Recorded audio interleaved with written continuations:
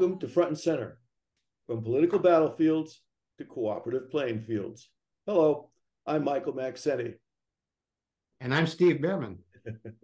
Steve and I are really looking forward to an enlightening conversation, a conversation for possibilities between two dedicated, caring individuals, both working to create a better future for us all. The conversation is focused on building healthy communities.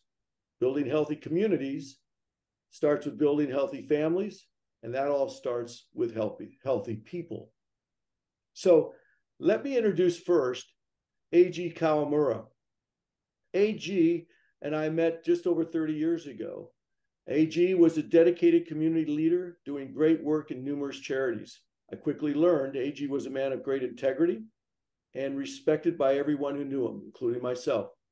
A.G.'s bio is far too long for me to do justice to it here in our limited time.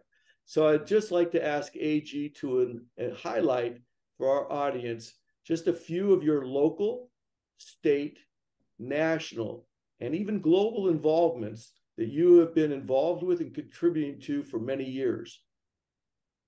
A.G.? Sure. Good day, everybody, from Southern California. I was fortunate to be born into a family that was involved in agriculture here in Orange County at a time when Orange County was really one of the powerhouse agricultural regions of the nation. Southern California has always been that way because of the great climate here. And so I got involved with agriculture right out of college and was fortunate to kind of be involved in all different aspects, from the sales side to the packing and shipping side and export, import side.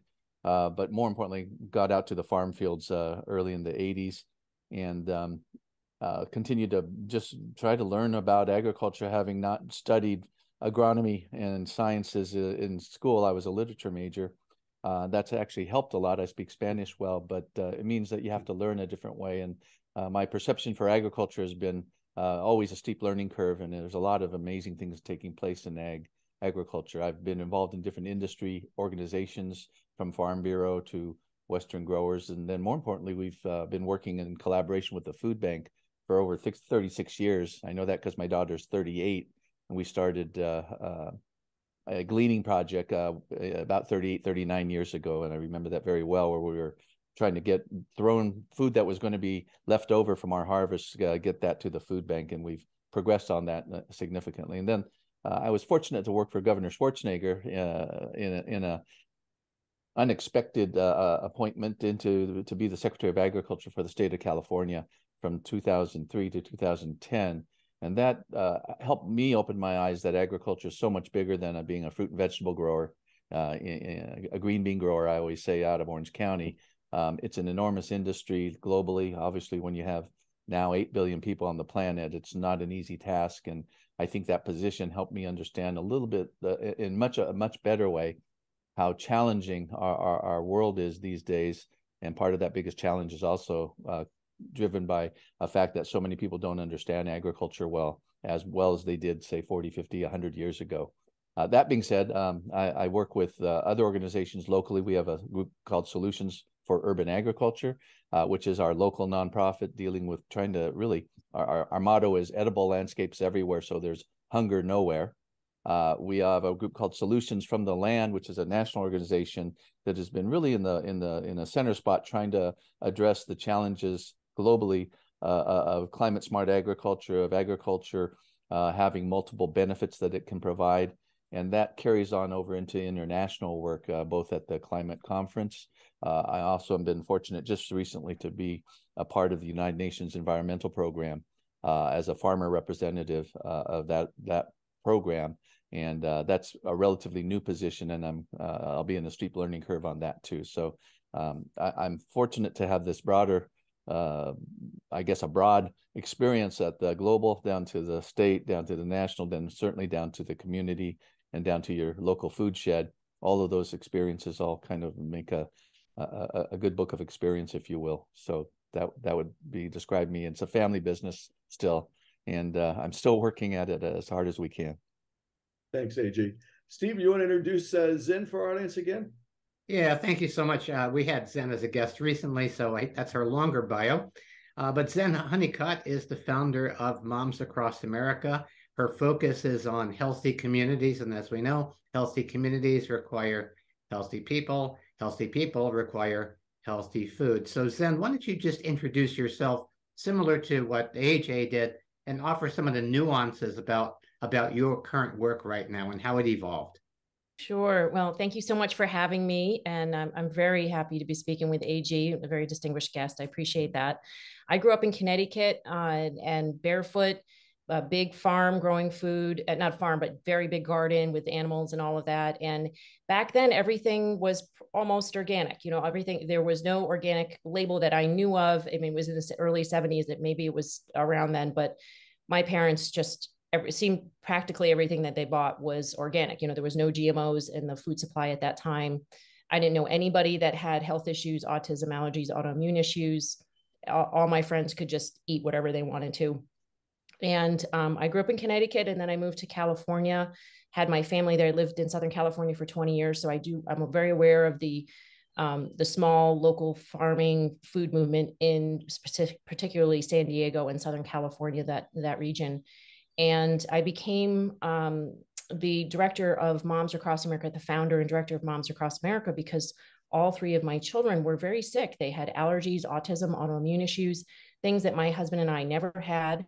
And I learned about GMOs in the food supply and glyphosate around that time when my eldest son was about 9.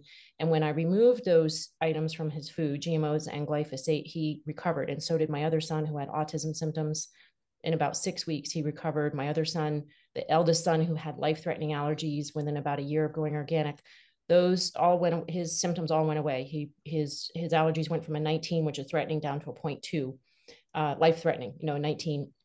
And so he's recovered. My child with autism symptoms have recovered. Their allergies to all different kinds of foods, they can now eat them.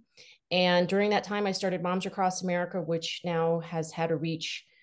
It's in the past 5 years, it's like 79 million. So we estimate well over 100 million in the past 11 years that we've been around. And I was the consumer representative for the California Secretary of Ag Advisory Committee, the Organic Products Advisory Committee for a year, and been on various meetings with EPA, 3 or 4 meetings with the EPA now, and in a congressional briefing about glyphosate. We initiated the first glyphosate testing in America. Moms Across America did. We tested and found glyphosate in tap water, breast milk, and our children's urine, found it in my son's urine. And when we removed glyphosate products from his diet and went organic, he recovered. So I've spoken at the Monsanto shareholder meeting, DuPont, Dow, Syngenta. I've spoken in countries around the world about glyphosate and GMOs, and published a book called Unstoppable, both in America and Japan. And I work very closely with Japan, with the 47 prefectures in Japan that are all working to get organic food in Japan in the schools, because the children are being exposed to very high levels of agrochemicals, which are contributing to developmental delays. And they have a lot of data there, that much more data to show that than we do in the United States. So my background was not one to foster getting into the food supply. I went to Parsons School of Design for art and fashion design, but that had me take a creative approach to problem solving. And when I saw that there was a problem with the food supply, when my children were sick, and when I removed these things, they got better, I decided to be creative and join into 4th of July parades with Moms Across America. So we did that, and we had 179 groups in the first event that I initiated. And reached thousands locally and millions nationally in a single day.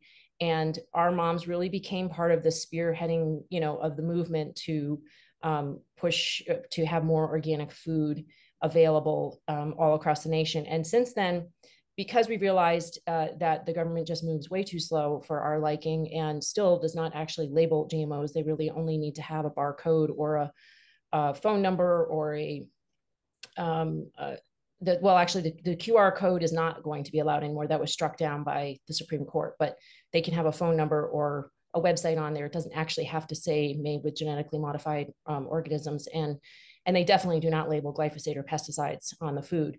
So because they're moving too slow, we've also started the Neighborhood Food Network, which is a program that supports creating national food security one street at a time, and supports people on their street to get together with their neighbors and to grow food. So we're very excited to focus on solutions. But we do continue to put information out there that, even though it may seem scary to people, we really believe that the consumers have a right to know what's going on in the food supply, and that the food supply in America is toxic, and it is contributing to a myriad of health issues that are compromising an entire generation of children and contributing to over 50% of our adults as well having chronic illnesses. So it's a very serious issue that contributes to all kinds of other issues going on in America, like addiction and homelessness and, all kinds of things. So I'm very happy to talk about it and raise awareness about it, because there are solutions, and I'm happy to discuss those as well. Thank you, Zen.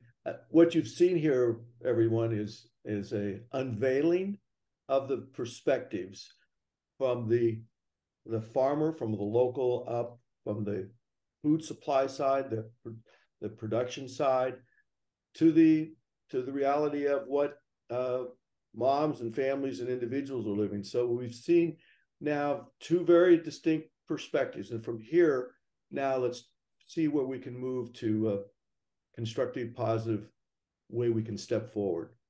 Steve, you want to lead us off with a question?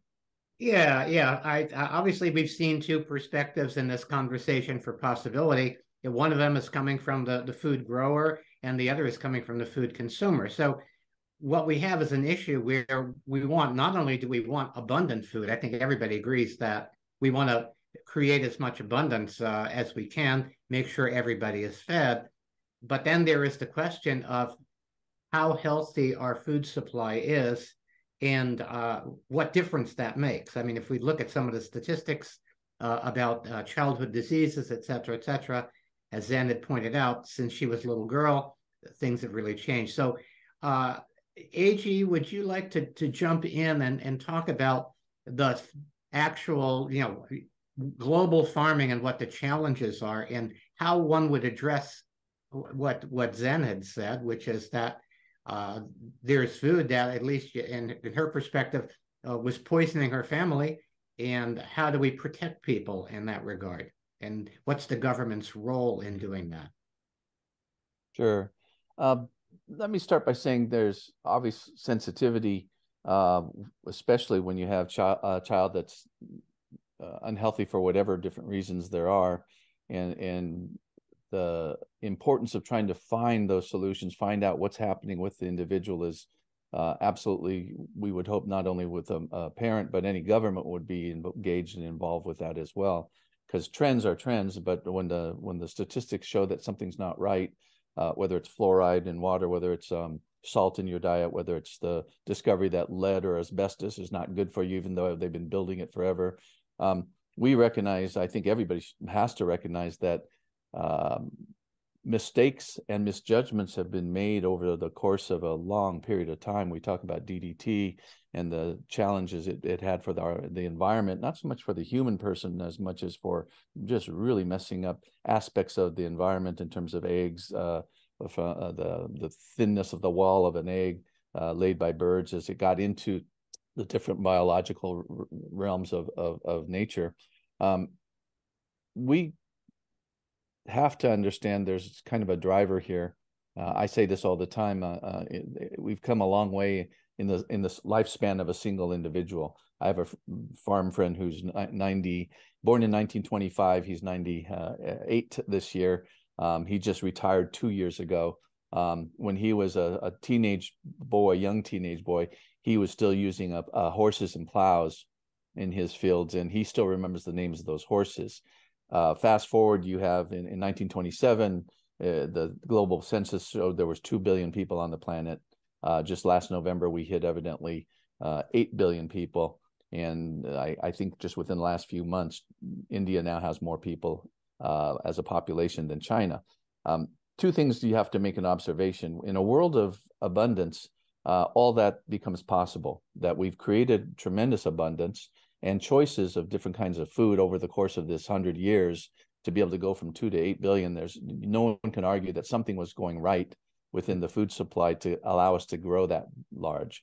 The elimination of horses and mules and oxen, mostly for and displaced by fossil fuel combustion engines, that's a big part of it, because you had to grow enough food for all those animals prior to being switched out for the power of an engine that has horsepower as opposed to power delivered by a horse. We know that then we've come a tremendously long way to get to here. I think the most important thing that I can say in this discussion that we're having today is, with abundance, you have choices, and you get to, we're in a more of a state of living. But the minute we cross over into a world of scarcity, the minute that agriculture globally or locally is not producing correctly, you start to see your choices start to move away, and we start moving from a state of living to a state of survival. And in a world of scarcity, that's where I think I argue so often that agriculture needs the support of the populations that are going to eat the food that food, feed, and fiber that they utilize, that they create. And if the public doesn't quite understand, or has misconceptions, or has conceptions and good intentions, but not quite realizing how quickly farmers go out of business, because it is a business that we're in, that's where I see some of the jeopardy, is where we've got a long, steep learning curve to go back to where we were just 100 years ago, where I will guarantee you 70–80% of the public had a pretty clear understanding what food production was all about, where food came from, how quickly you could get in trouble by a storm or a weather event, and suddenly scarcity was on people's minds just because they had experience within generations before. We're in a place right now where only 1% of the American public is engaged in agriculture. So you tell me, if 99% of the, or 98% of the American public is not engaged in agriculture, how do we expect them to understand it? And this is why this conversation with Zen is so important, because she has passion about the food supply. We're really excited about that, having the passion, and we know that we have to improve, and we are improving in leaps and bounds, in some cases maybe not as quickly as we'd like. But let me leave it with that abundance is kind of the key piece of this, and having choices so you can choose the food supply that fits you the best is what you get when you have systems of abundance. And that means many different kinds of ag production systems in play all at the same time. Thank you, AG. Thanks for that perspective. And that's certainly true. We've quadrupled the population in just under 100 years. And obviously, we still have the same size planet that we did back then. So that's a factor. So Zen, keeping in mind that there is this issue of feeding the world, and that most people have no idea where their food comes from, how can we influence our governance so that people become more aware of the safety, so that they're making better choices? If you look at a lot of people, poor folks, used to be, if you're poor in the country, then you're growing your own food. If you're poor in the city, you're eating fast food, you're eating whatever you can eat, and this may not be the best food. Talk about this conflict between having to grow a lot of food and then having specifically to restore the soil, et cetera, et cetera. Yeah, sure. Well, yeah, I'd like to address the growth issue. First of all, the agrochemical approach that we have, the industrial approach, has only been around for less than 100 years. So I understand the whole growth factor, but we want to look at what was happening before then, because India and China have the most populous countries for a reason. And I would assert that that was because before those 100 years, having the most populous countries, they were eating organic food. They were eating, and they had access to small farms all across their country. Those are clearly two countries where there's a movie, I think, that's called Every 12th Person in the World is a Chinese Farmer. It's something, I don't know if anybody's heard about that, but it's that type of concept. So in China and in India, they had before this industrial movement, many more small farms that were feeding these enormous populations. They did not need Monsanto to come in and tell them how to farm and how to use Roundup and all of that. The current agrochemical system is a fairly new approach. And yes, it does create a greater yield for the first couple of years, but then it destroys the soil to such an extent that there's nothing else that can really grow there. So there's, industrial corn, GMO soy, and sugar beets that can grow with the support of these agrochemicals. And our government likes that because that's a big industry for our country. And then those big industries donate money to the politicians. and keep the whole cycle going, right? The lobbyists and all that. So what I'd also like to point out is during that period of growth, there's also been an explosion of sickness. And what has been sprayed on our foods, crops, and on the soil, and the pesticides that have been put in, and the fertilizers that have put in, are contributing to an explosion of things like infertility. Like for instance, today's young man has a 50% less sperm than his grandfather, the sperm viability. There's been an enormous increase in vitro fertilization. For women, there's been 54% of people are now obese, and that is directly tied to a lack of nutrients in the food supply. And we have 100 million people in America now with non-alcoholic fatty liver disease, which has been directly linked with glyphosate causing non-alcoholic fatty liver disease in rats. There was an animal study that showed at 4 parts per billion per kilogram per body weight. So very ultra low levels is what this study actually shows, ultra low levels of glyphosate, which is sprayed to the tune of 280 million pounds a year now on our food supply. Contributes to liver disease. And we now have almost 1 out of 3 people in America with non-alcoholic fatty liver disease, some of them as children as young as 8 years old. So I understand that we need to feed the world. I completely understand that, we have a population growth, but where we're heading with this, the food system the way it is right now, we're heading for a population decline that's going to be so drastic that certain societies will not be able to survive. For instance, Japan is already predicting, and South Korea, their birth rates are below what they need to be sustainable societies. So that's why they're developing so many robots. Because they can see that in the future, they will not be able to take care of their elderly because there'll be so many people sick and the birth rates are declining. So what needs to happen, in my opinion, is that governments need to recognize that poisoning our food supply for the sake of having a plentiful food supply is actually, we're shooting ourselves in the foot. We're causing the very problem that we're trying to solve. And so this whole concept of having too many people and having to feed the world with this toxic food supply is actually causing the problem of infertility and miscarriages and chronic illness. Now, along the way, the companies that are making these chemicals are becoming very profitable. For instance, Syngenta makes the largest amount of pesticides and agrochemicals in the world, and their sister company is AstraZeneca, and they have over 400 pharmaceutical products that treat the very same symptoms that their pesticides and chemicals cause, right? They have over 400 drugs. So they're profiting off of this cycle of toxic chemicals in the food supply. And it really has to stop. There has to be other ways, and there's regenerative organic agriculture. There's more small farms. There's people growing, more food in their local neighborhoods. And I think it was very evident during COVID with the shipping supply and shortages that being dependent on foreign sources for food is a very scary situation for every country. That amping up our access to local food would be extremely wise, especially in places like California, where there's water shortages at times. There's, if that port gets blocked up in Long Beach, which I've seen, I used to drive by there all the time, there's some very serious supply chain problems for the rest of the country. And so I would argue that, if we're really going to put America first, like Trump wanted to do, we would be growing more organic food in America and not so dependent on foreign sources. That would be my first request of the government to focus money towards organic food in America and not as much on exporting and supporting the whole toxic GMO export industry. I'd like to interject something so that we don't, I don't want to see it as a defense of or attack of whatever.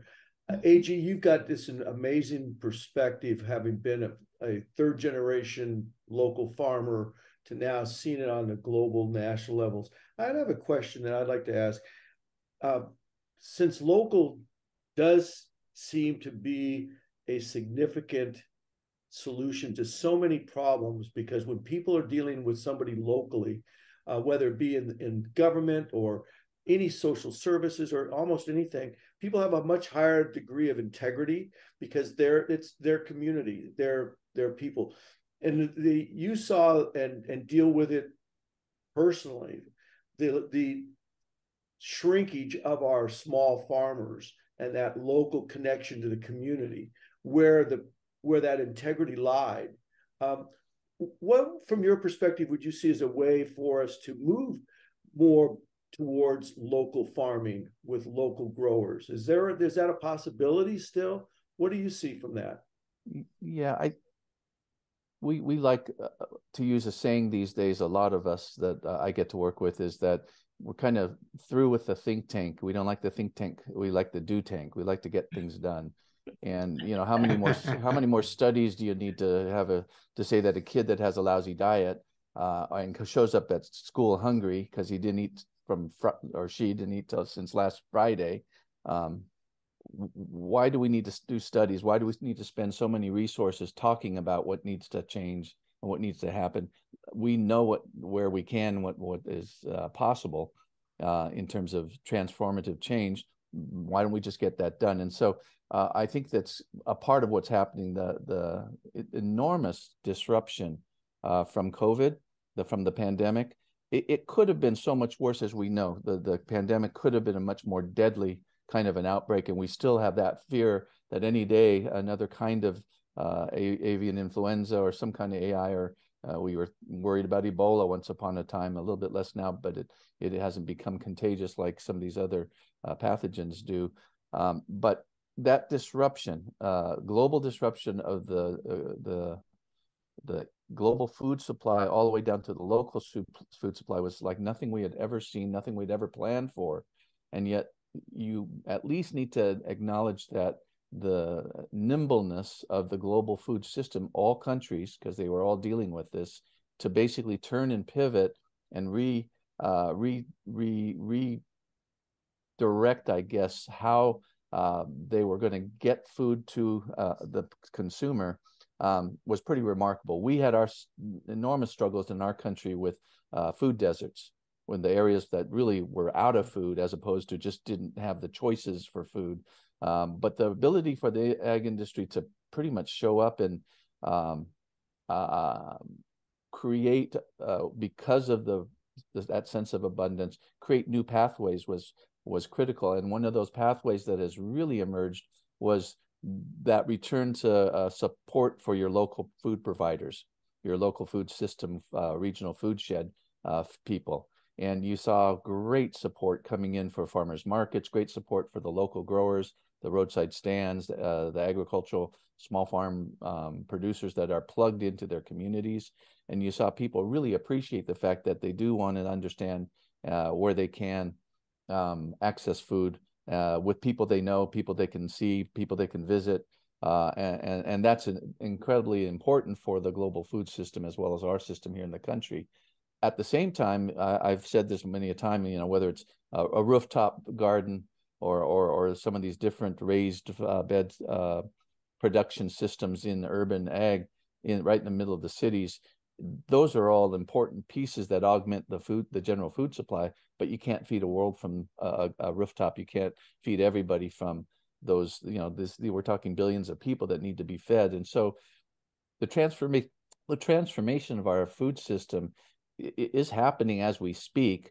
And there's so many different avenues where people can, because we're all going to eat, redirect their resources, redirect their attentions to support those food systems that basically deliver the demands, both psychologically and physically, of a food system that we can appreciate. One thing I want to say that's I think is important as ever is to at least acknowledge that when we're trying to talk about feeding the world, in Africa, it's 90%, in Asia, it's over 80%, in India, it's somewhere into 80%, in our Midwest, it's 80% of all the agriculture is rain-fed. It happens because we get the weather right. We get enough rain, not too much rain, or not enough, or not too little rain. But our global food system is rain-fed. And then the other part of that I think is really important for Zen, for you to make sure when you are speaking, is the fruit and vegetable industry is mostly irrigated agriculture, one. The fruit and vegetable industry is not the grain industry, and they just have a different set of rules and regulations and actually tools that we use. Now, in many cases, you realize that to produce a crop of wheat or a crop of soy or corn or millet or the different grain crops. It's just it's such a different part of how agriculture is conducted that we have different. Let me put it this way: we have a different toolbox that we all need to utilize to get our result. We will always invest. Farmers will invest in anything that gives them greater predictability of a good harvest. And that's kind of where we've been all along. And whether you're organic grower, I've been both conventional and organic.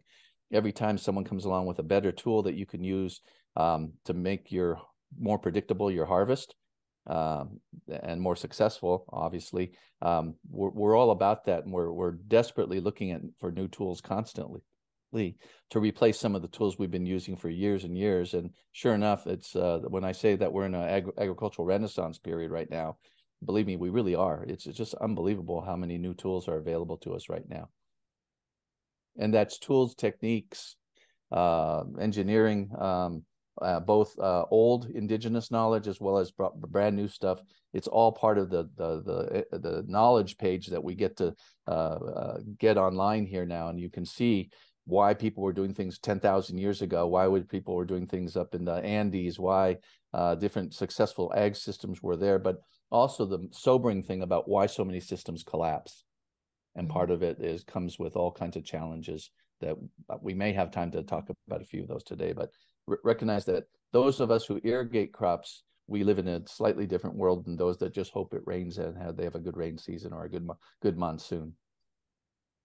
Yeah, can I add to that? Sure. I was glad that AG mentioned the indigenous, traditions, because when I was in Japan talking about, promoting my book and talking about the food supply, I met with the former Minister of Agriculture, Mr. Yamada-san, and I mentioned the whole movement of regenerative organic agriculture in the United States and how it's, utilizing cover crops and animals grazing and all of that. And he said, yeah, we've been doing that for thousands of years. He laughed. He was like, it's like a new thing in America. It's not new in Japan.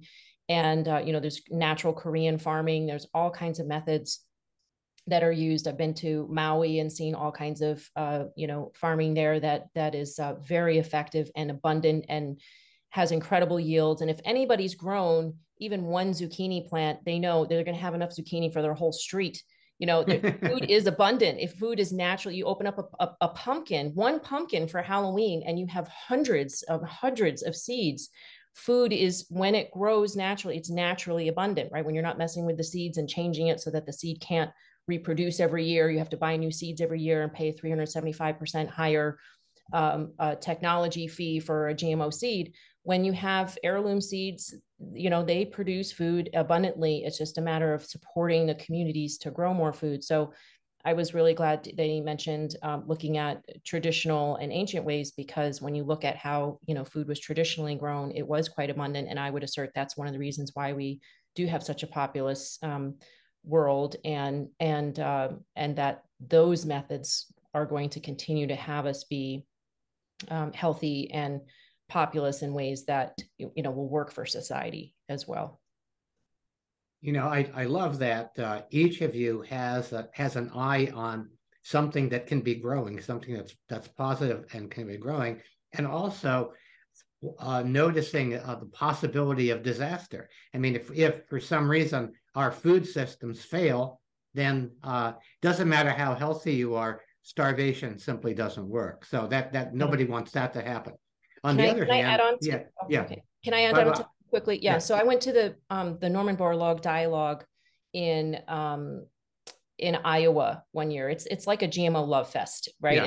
It's really it's really I felt like a tiger swimming in a shark tank there, right? I went by myself, and I would go into these seminars, and they were talking about GMO bananas, and they would have the leaders in Africa, right, of Malawi, like the president of Malawi, and female leaders of different regions in Africa. I don't remember all their names, and they were talking about things like growing GMO bananas because there was some type of plague there, and how important it was to have these GMO bananas. And I just asked a question. I said, well, I'm just wondering, instead of growing these GMO bananas for a season or two because of this certain pest or fungus or whatever it is. Have you considered maybe growing sweet potatoes instead? And they all looked at me like I was speaking some kind of foreign language. And what I think is missing sometimes is just the common sense, approach to perhaps switch the crop out, or to grow something in a different way, or to let that field lay fallow for a while, like our ancestors would have done, and to take a different approach. And so I think that is what is needed. And they were very offended. They didn't want me to get to the front. They didn't want me to talk to other people.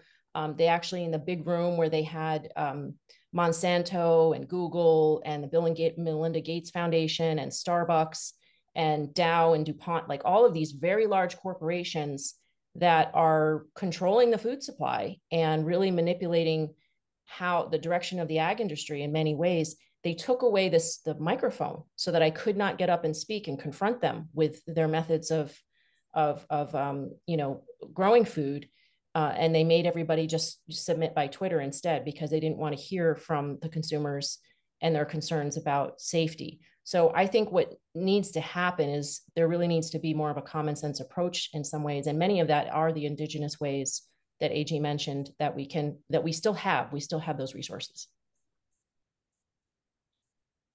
I want to bring up something related to choice, and you sort of hinted at it, Zen, and that is that there seems to be a monoculture, a food monoculture that also involves our food, how food gets advertised.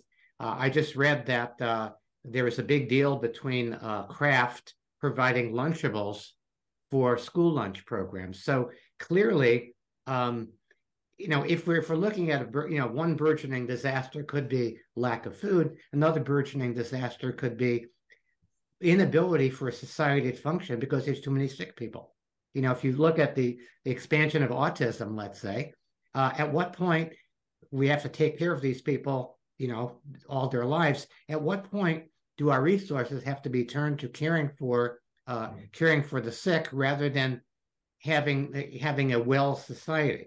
That's kind of like a healthy community. So I'm looking at that as at what point, and I might ask this to AG, what is the government's responsibility and the media's responsibility in the fact that people are given limited choices? They're being, the advertising is primarily to promote, this industrial food system rather than support this burgeoning local system that can augment that. I think the perspective that you present there is coming from a point of observation where the industrial system is arguably, if I'm hearing you correctly, is not good. Other systems are better. How would we transform the agricultural global ag systems today into something, I guess, more acceptable or more sustainable? But that's making an assumption that the global large systems that we have today are not sustainable. And I think, I think everybody would want to hope and wish and pray that we want the global systems to be sustainable, because without sustainability, we have zero resilience. We have no way to thrive into the future. We will be in a world of survival, and that's not a good option. I think you mentioned a little while ago, survival and starvation is an end result. It's a consequence of crop failure on a large scale or on a little scale. And whether you look at the way any country starts to have its government support its agricultural systems, whether it's the common agricultural policy in Europe, whether it's the Farm Bill in the United States, whether it's the different systems in Japan, those countries that remember what it's like to be out of food, China, Japan, in a less than a half century's memory banks, Korea, of course, Europe, different parts of Europe at different times. That memory drives a lot of why this global food system has never been more vibrant, never been more effective at producing calories. Now, We haven't started talking about nutrient-dense calories, which is as important as anything we can say today. Is when we talk about global diet, we have the capacity to feed everybody on the planet calories that can keep them alive. We also have the capacity, but we don't have the will or the imagination to actually to do that. But we don't have the will or the capacity also to make sure that it's nutrient-dense calories that are getting to every single citizen on the planet. That would be the goal that is achievable. That's the goal that's in view right now, especially because of COVID and because of the pandemic. We saw that the global ag system can be very flexible and nimble. It can pivot and turn. The project we have, for example, right now, where we're producing 50,000 pounds of fresh fruits and vegetables for the food bank, that have invested in and have contracted different growers to grow, because they want nutrient-dense foods to be able to be available for those most in need. What a great concept that is, this idea that those most in need get the best food. And I would encourage Zen and all of the people that listen to you on a regular basis, start looking at that solution set where you can quickly realign resources in any food shed in any area and put food into a food bank, into food pantries, soup kitchens, into the schools, coming right out of your local school systems, and make those available year round, because you can go indoors as well, or under hoops and different things. Now there's different available technologies to be year round, even in cold climates. But this idea of what are we trying to accomplish on the planet? I think what we're trying to accomplish, every government, is they want their public to be happy, their citizens to be healthy. They obviously want them to be fed, because if they're not fed, you have riots and you have dissension, and that descends into chaos. But if you at least make the observation of what's possible for us in our lifetimes, I can see, again, mostly because of the disruption that took place with the pandemic. I used to think it was going to be really hard to accomplish the goal of ending hunger on the planet, but I always knew it was possible.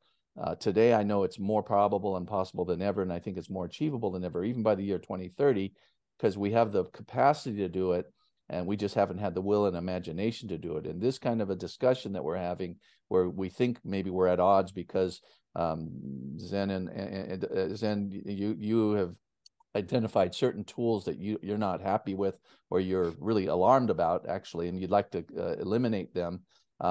I'd be the first to say that that's a difference of opinion we certainly can share. But more importantly is, I think we share the same common goals of what are we trying to do to make a vibrant, healthy citizenry. And that obviously has to do with nutrient-dense, good food choices, good food consumption, and to see the challenges, to see the breakthrough observations that you've had in your own family and many others who basically realize that a good diet really helps you lead to health. That food is medicine is not a new concept. It's an ancient concept, and yet we did kind of wander away from that for a better part of a half a century. But as we come back to this realization that what we put in our bodies is really critical, that goes back to having choices. And it's important to recognize that the responsibility of a parent, the responsibility of an adolescent, the responsibility of children to understand that what they choose to eat has a lot of impact on them. We can, by our own choices, change what is available in the stores and in the at the farms as well. Most of us would argue our consumption of things like kale, sweet potatoes, dates, in my case out here, has gone up not 100-fold. Not double. That's only 100% increase. My consumption of some of these things, from Brussels sprouts, for example, has gone up maybe 10-fold. That's 1,000%, right? In the last 5-6 years. I think all of us have seen changes in our diets because suddenly people recognize that those are really great foods that actually taste fantastic as well. But I think it's important, really important, to say that the production cycle is always vulnerable. It's vulnerable to pests, it's vulnerable to weather, it's vulnerable to supply chain. Suddenly your tractor part doesn't show up. and we don't have horses. So, but even then, if the tractor stopped in the field and you can't get your job done, you better hope the guy next door has a tractor you can borrow, or all the above becomes into play. That it's such a complex system. It's hard to reduce it to simple places where you think one change is going to alter the way how we feed ourselves. But you have to start someplace. So I think it's important that the work that you're doing, Zen, is critical. The work that I know that the groups that I'm working with, we have that same passion for. We want to be here. We want to see resilience in the face of challenges that we've never seen before, but also in the face of challenges that are old as the day we altered the environment to create an agricultural food supply.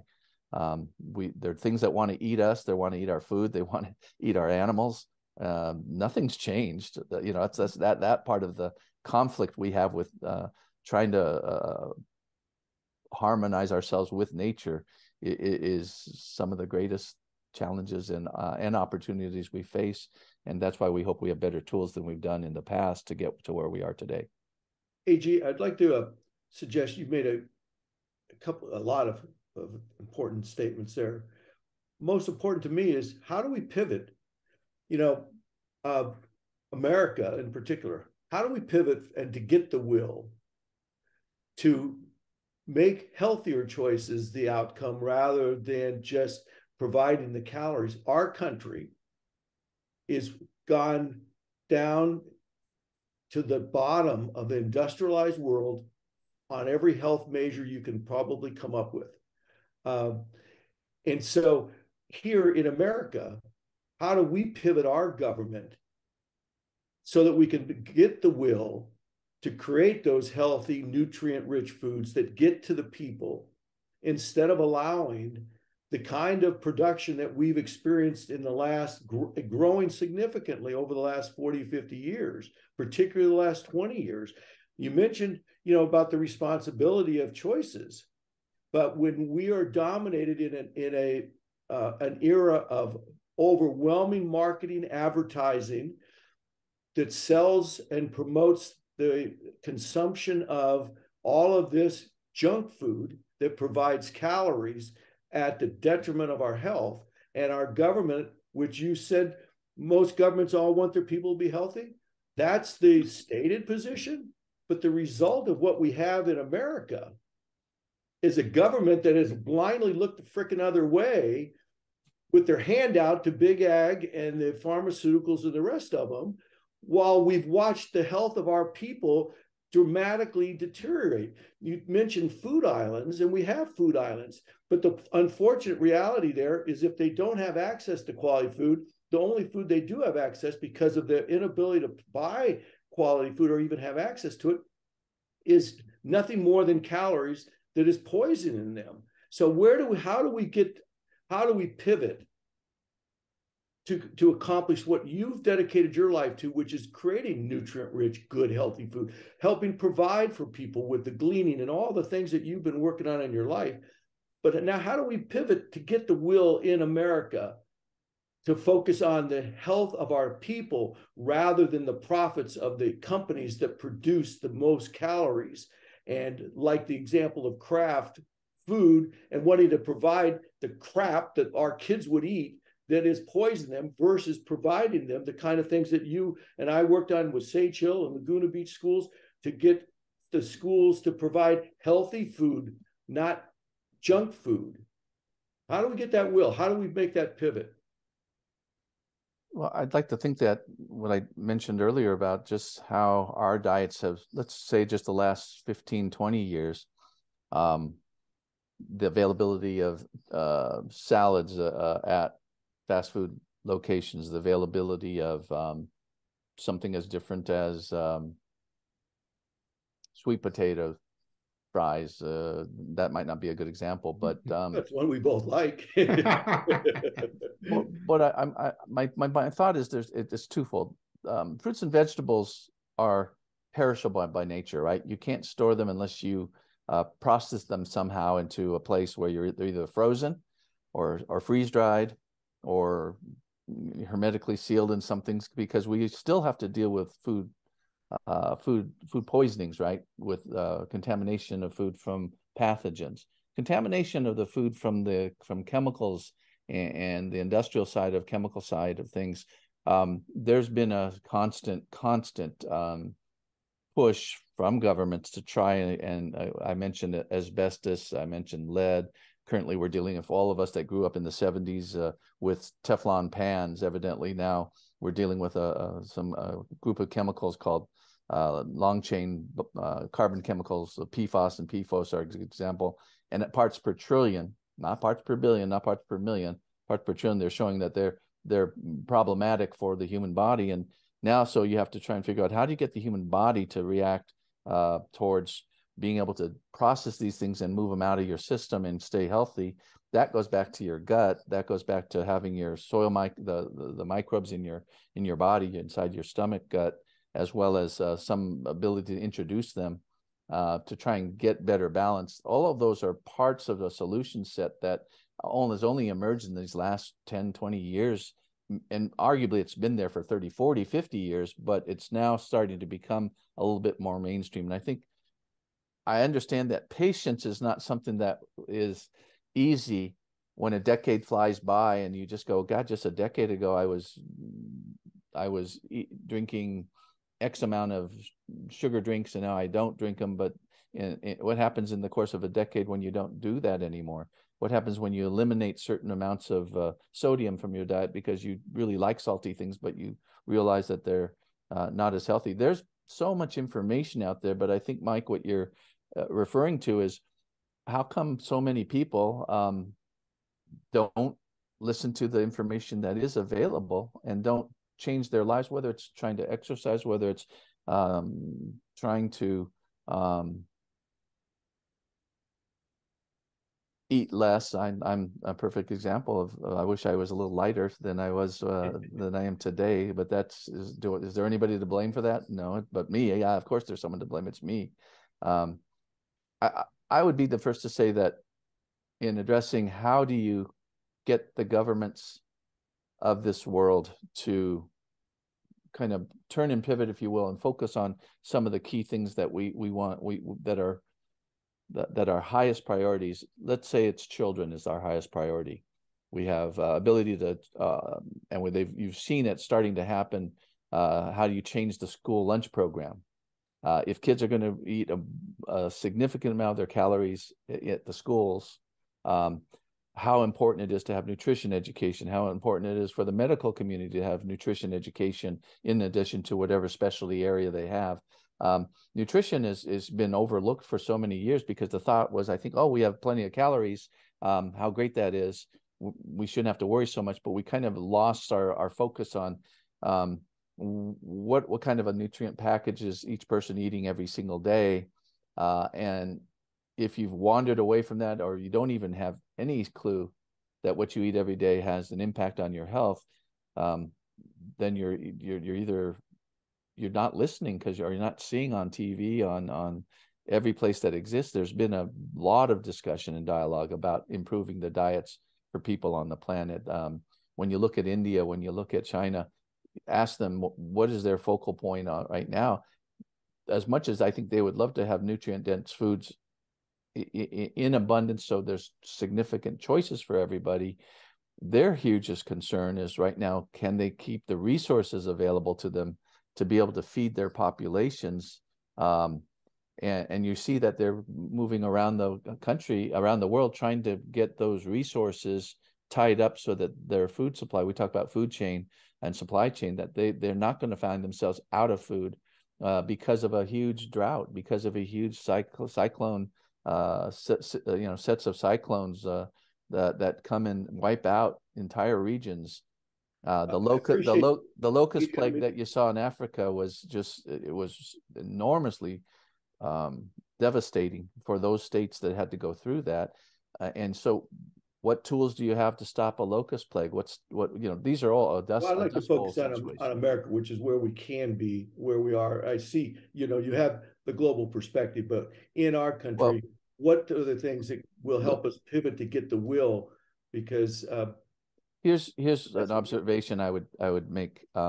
how horrible it is if we have to wait for a crisis to change certain aspects about how we deal with our food system. So we were in a drought in California, a significant drought. And if it wasn't for this last year of enormous beneficial and devastating rains, we get to push a pause button and rethink, is our infrastructure adequate for delivering water to all areas of our state, not just for the public, but also for the agricultural systems that exist? Is the Colorado going to refill itself? If not, what are those enormous questions that we have to ask? And if suddenly the Western United States is not producing, let's say drops by 30-40% what it's able to produce because of a water problem, where is that going to get picked up in the rest of the United States? Where is it going to get picked up in those countries that depend on us to export food as well? It's pretty clear we'll take care of ourselves as a country for the most part, but these shifts of food production are one of the greatest challenges we have. So I know those are, the 60,000 foot, 40,000 foot. Actually, it's the 1,000 foot level for me, because we were lucky that we didn't go underwater because of a flooding river this year. When you're out of business, let me circle back to the one thing that kind of doesn't get mentioned here. In our country, agriculture is a business. It's absolutely is a business. So whether you're a roadside stand producer, whether you have a agritourism and you depend on people to come and visit you, whether you're the biggest producer of eggplant in the world, or whatever the product you have, the business model that you have is that you can't be losing money year after year because of, first of all, because of poor production levels caused by insect pests, caused by rots and viruses and bacteria that will come in and attack your food system. You can address those organically, and the tools you have now are better than ever because the marketplace is demanding them. More and more better biological tools, more and more thinking around what you're trying to accomplish. We're not trying to kill every bug in the field anymore. We're trying to just eliminate those target bugs that would devastate your crop. So what we have to understand is that the farmer making decisions, big and small, is willing to invest in things that give him a better chance to get his crop to market. But once he gets his crop to market, there's no guarantee that he can sell it and sell it efficiently, because if the markets are oversupplied by sweet potatoes, guess what? There's no market for sweet potatoes. And unless the government swoops in and buys a whole bunch of it to prop up the farmers that overproduced, which is exactly what we have in our country, the government swoops in and buys up surplus so that those growers don't go out of business. And now that we're down to 1 or 2% of the farmers, let's say we double up and go to 2%, or double up by another 50% and go to 2.5% of the population growing food.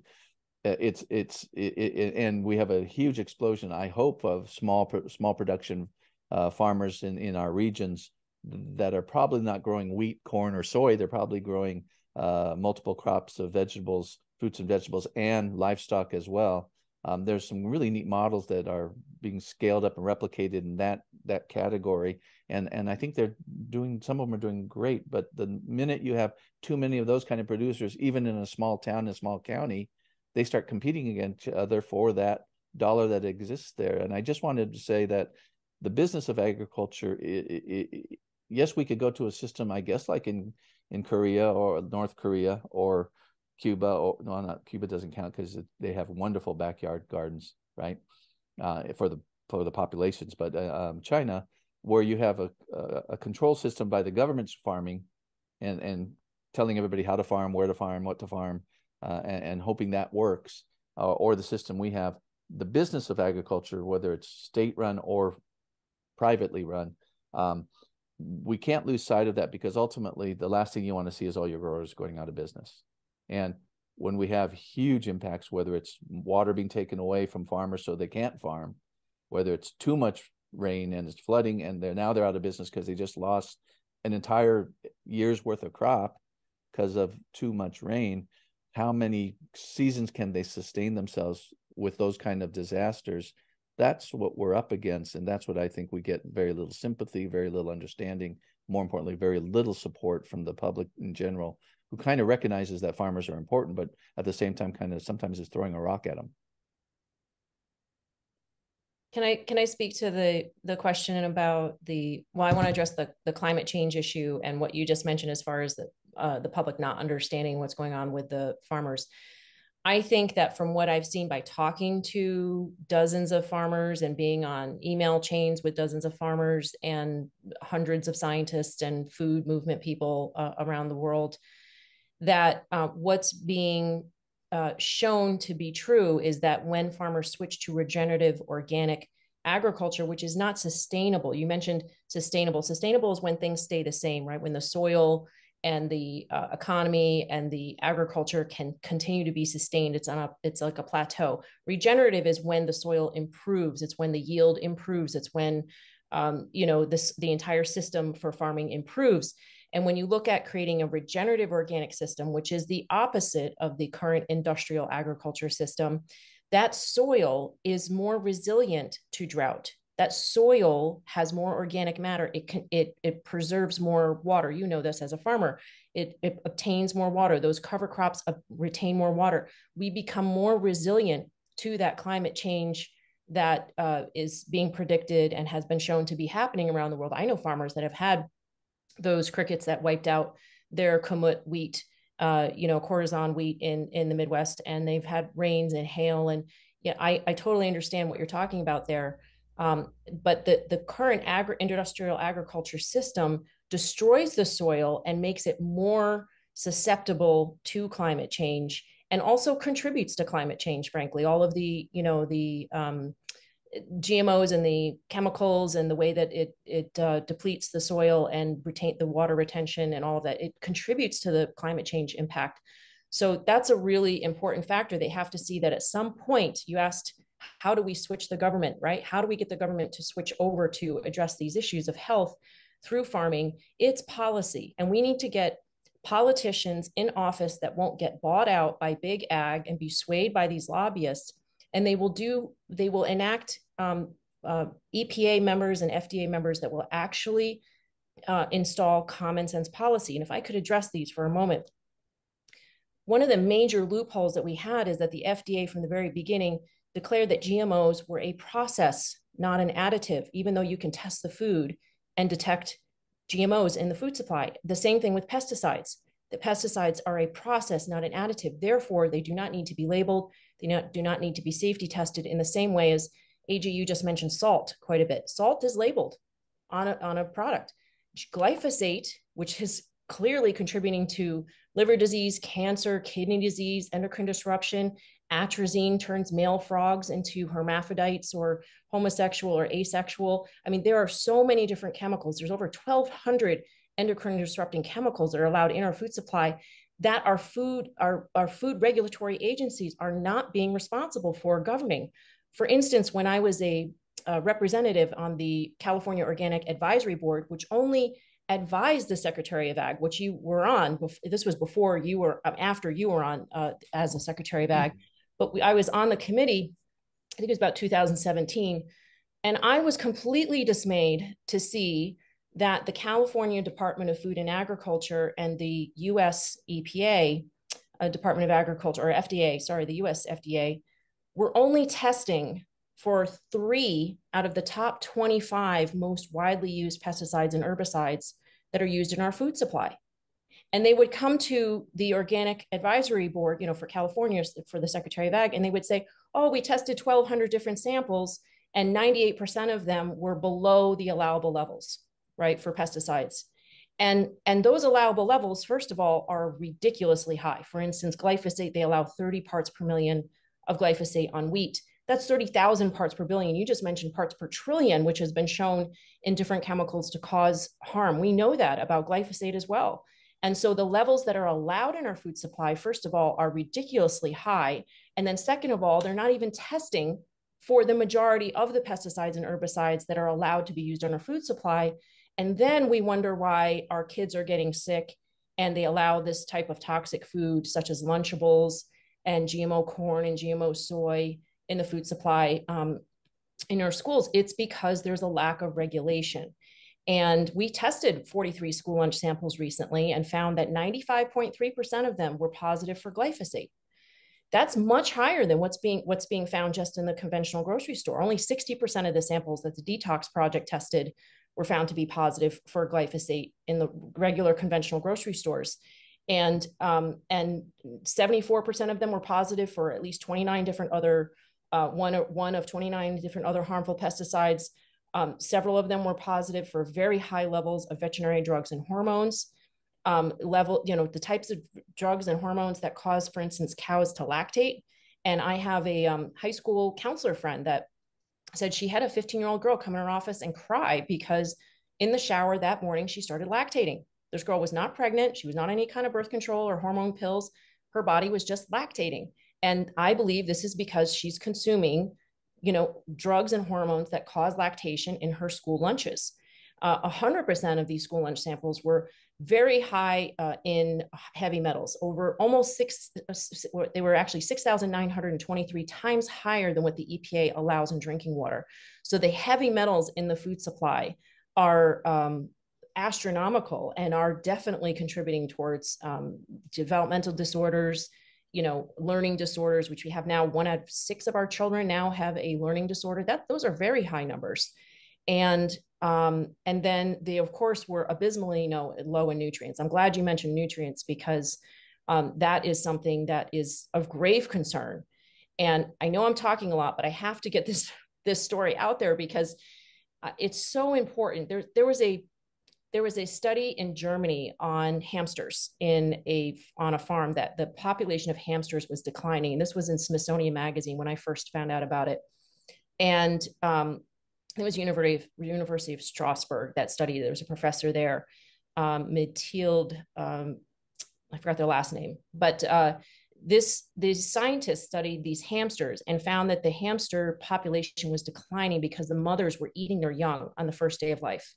And when they tested those hamsters, which were living in a GMO monocrop cornfield, so we all know what that means. That means GMO, right? Sprayed with pesticides. These hamsters were completely void of one vitamin B3. And when they administered the vitamin B3, the cannibalism completely stopped. This violent behavior completely stopped.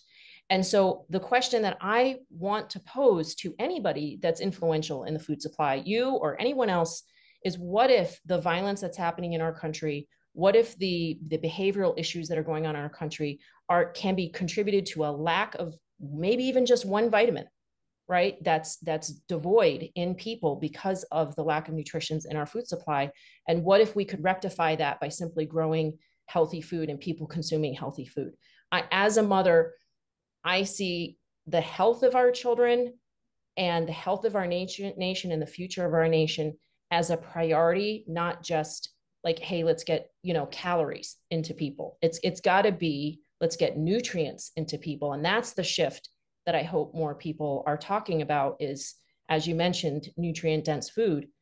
That is an urgent situation. And even the Department of Defense says that the school lunches are a national security issue because I believe it's only like 19% of the children, the young adults that apply to be in the military are eligible now. They're too obese. They have too many mental health issues. They have too many autoimmune issues. We have a 40%, I think, capacity of our military because our young people are not healthy enough.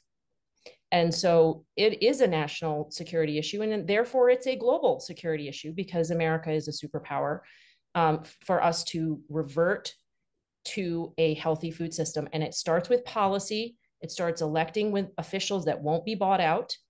And it starts with making common sense decisions and funding, instead of funding GMO monocrop cultures and agrochemicals being used on our food supply, funding farmers to switch over to regenerative organic agriculture, where toxic chemicals are not used and the support of organic matter in the soil is fostered. If we have a few minutes left, I'd sure like to just respond to some of what you just said. Please, AJ. As an observation. Most all farmers, especially the farmers that own their own properties, of course, or are able to say they're going to be on the same piece of ground for a long time, there's never a situation where you want to see a farmer deplete the land so that he eventually has to walk away and abandon it. And so this idea that regenerative agriculture only and regenerative practices only exist in certain kinds of organic farmers or biodynamic farmers, I'd be the first to say is not true whatsoever. In fact, some of the biggest producers in the country and in the world, that's all they focus on soil health and the ability to restructure and invigorate the biology in your soils is some of the biggest stuff taking place these days, whether it's bringing green waste in from the urban stream, whether it's working with your other animal producers to bring in manures that are combined with your green waste, whether it's no-till, whether it's making sure that you've got ground that's increasing in its biology, beneficial biology, not negative biology. That's happening at a scale that is really pretty much unprecedented based upon the way we moved away from it for many, many years. That's good to hear. And you should be able to celebrate that as opposed to, here's a good example. I'm not a Pollyanna, believe me, I'm a pretty pragmatic kind of guy. Maybe I'm a optimistic pessimist or a pessimistic optimist, but you can look at the world with a glass half full or glass half empty kind of lens, right? And I like to say that if you know what's in the pitcher that you're pouring from, if you're pouring fear into a pitcher, yeah, the world looks pretty bleak. It looks like an end of days. It looks like the world's heading in a horrible direction. But if you're pouring from a pitcher of possibility, of potentiality, and more importantly, hope that we are moving along a spectrum from bad practices to better practices, from misunderstanding to understanding. If you believe that, and you believe that this, whether you call it a renaissance or a new age of mankind, we're on the precipice of that, it does take a belief that there is more hope, that things are getting better, and we have to encourage that improvement in every category every category we have. Taking responsibility as parents, for example, to make sure that your kids aren't eating whatever you shove down their throats because it's convenient. We know that there's good, convenient, healthy foods becoming onto the marketplace every single day. We know by going to different stores, it's amazing what you see on the shelves compared to what we saw just 20 years ago, let alone 50 years ago. I keep on talking about what happens in the course of a single man's lifespan, where you got a guy, with a team of horses, and now you got someone walking on Mars pretty soon here. It's hard not to be impatient with the progress of mankind, because we've certainly failed for 30,000 years, evidently, to have a really peaceful planet, right? What we think is possible is we leave the 20th century behind, which has been filled with a lot of horrible, catastrophic mistakes and perceptions and ways of thinking. I love to look at the Sustainable Development Goals. Some people are afraid of those Sustainable Development Goals as unachievable, overambitious. But when you look at the SDGs that the United Nations came out with, 17 goals, and you look at, in a second, you look at them all and you say, well, if we were to achieve these by the year 2030, which is what they originally planned, and now people are saying, oh no, we'll have to wait till 2050, but you would recognize the world would be forever changed. We would live in a different world if we achieved those Sustainable Development Goals. I know you're familiar with those goals, Zen, and I don't know if you talk about them much. Just number 1 and number 2 deals with poverty and hunger. And actually number 3 deals with healthy bodies, healthy citizens. You recognize, and another one deals with waste on the planet, moving waste into circular economies. We're on the precipice, I guess, of a better world in a different century with, that's why we like the word Renaissance, with a new way of thinking, because we certainly can see where we've made mistakes in the past, where we're still making mistakes as we speak. But if you're going to be hopeful about it, then I would encourage, and this is the only way I believe for myself and for our groups that we have, we demonstrate, going back to the do tank, let's just not wait for government to get it right. Mike, back to what you're doing and when your project is all about, we don't need to think about it anymore. We don't need to talk about it more. If we want to change our political systems, we can change them. We can change them at the local level. We can change them at the state level. We can change them at the national level. We can certainly change them at the global level, because that's happening as we speak right now. People are recognizing that the world has to become, because of the pandemic, for example, there's a lot of mistakes that were made in how we protect a global population, but we have more tools in the box than we've ever had before. Are we going to make mistakes like we've done in the past? Probably, but we'll discover those mistakes a lot faster than ever before. We'll pivot and turn away from poor technologies or previous technologies that were the crutch that allowed us to get here. But ideally, you throw away the crutch because you have a different way to walk. So here we are. I just enjoy your passion, Jen, and what you've been accomplishing, because it is, you said it in your different talks, the passion of a mom to protect their kids is one of the strongest forces on the planet. And changing, just focusing on one thing. Let's just end hunger in our world. We could do that next year. We could do it certainly before the year 2030. And more importantly, there's every kind of scalable, replicable project out there in the communities you're working with that can thrive under that new kind of alignment of resources and thinking. So let's get at it. Yeah, well, I would like to segue the phrase feed the world to heal the world through food, through Certainly. healthy food.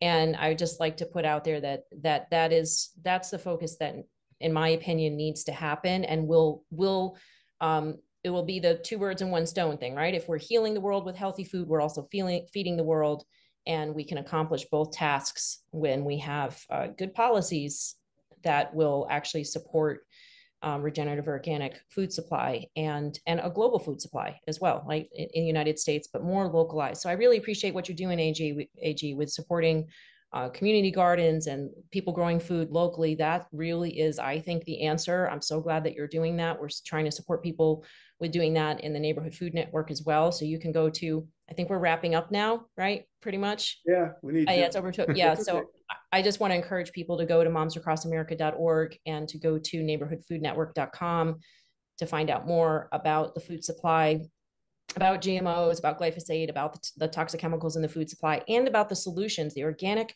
food solutions are incredible. Over the Organic Trade Association has said that in 2018, I believe, over 82% of households are now buying some organic food regularly. And that is great. And that's good news for farmers, because then the farmers aren't being exposed to toxic chemicals. It's good news for their profit margins. They are more profitable when they are growing organic food.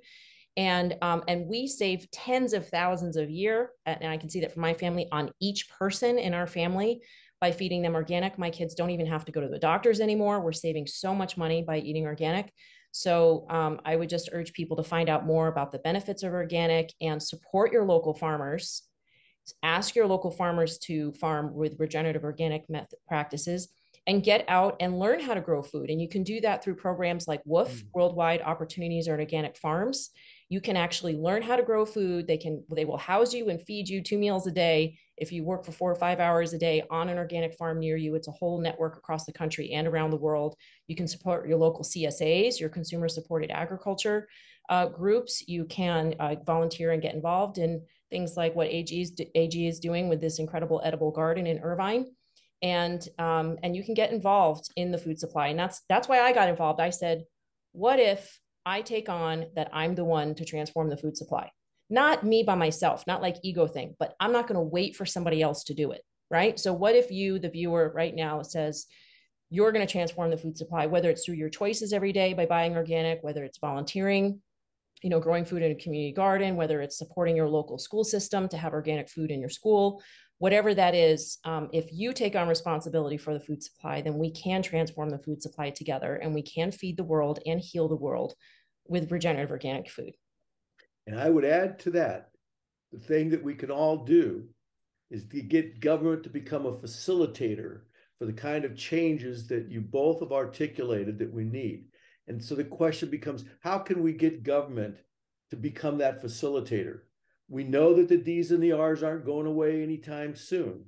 But with new kind of political parties like the Common Sense Party and the Forward Party, and there's some others that are forming, we can make our government begin to be accountable to the people for the results that we produce, that they produce with the policies.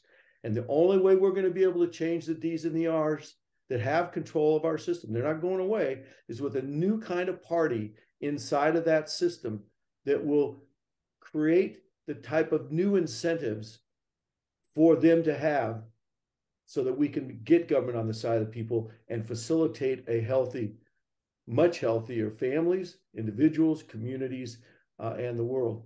So that's what I'm working on to contribute. You guys have been awesome. I hope it's a great example, though, of people unveiling different perspectives that can work together, because we are all on the same page. And you out in the audience, all the things that you've just learned from AG and from Zen, and hopefully you can take the 10 minutes to change your registrations and help these new parties come into being so they can help facilitate the kind of changes that we need for the healthy communities. Steve, would you like to wrap up for us? Yes. Thank you so much, Zen, and thank you so much, AG, for being such good speakers and listeners, and for creating a field of collaboration.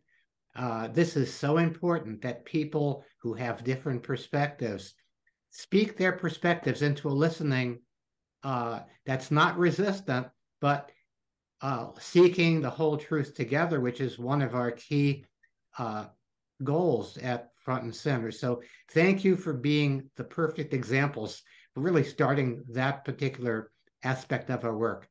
I appreciate you both so much for what you're doing, for your care, for your activism, and for your good nature in having this conversation. So thank you. So if you're watching on YouTube or listening to our audio podcast, please subscribe, please like, and of course, please share with your friends and family. And if you would consider becoming a supporter so Steve and I can continue our work, please do.